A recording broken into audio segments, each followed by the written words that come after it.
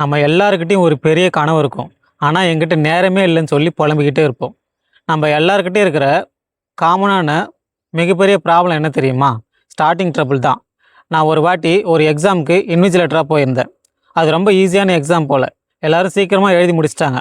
ஆனால் ஒருத்தர் கூட வந்து பேப்பர் சப்மிட் பண்ணவே இல்லை.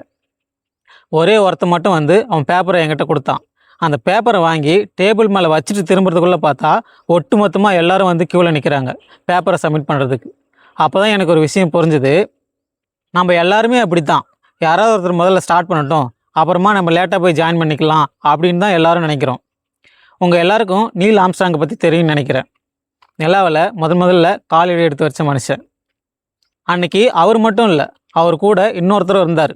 ஆனால் நாம் ஏன் இன்றைக்கி வரைக்கும் நீல் ஆம்ஸ்ட்ராங்கை பற்றி மட்டுமே பேசிக்கிட்டு இருக்கோம், இன்னொருத்தரை பற்றி பேசவே மாட்டோம்? ஏன்னா நிலாவில் முதல் அடி எடுத்து வச்சது நீல் ஆம்ஸ்ட்ராங் தான். இந்த உலகம் முதல் ஆளாக யார் வராங்களோ அவங்கள மட்டும்தான் எப்பவும் ஞாபகம் வச்சுக்கிட்டே இருக்கும். உங்கள் ட்ரீம்ஸுக்காக ஃபஸ்ட் ஸ்டெப் எடுத்து வைக்க நீங்களும் இன்னும் யோசிச்சுட்டே இருக்கீங்களா? யோசிச்சது போதும். போய் முதல்ல உங்கள் ஃபஸ்ட் ஸ்டெப்பை எடுத்து வைங்க. வரலாற்றில் உங்கள் பேரையும் எழுத வைங்க. இதை பற்றி இன்னும் பேசுவோம். இணைஞ்சிருங்க.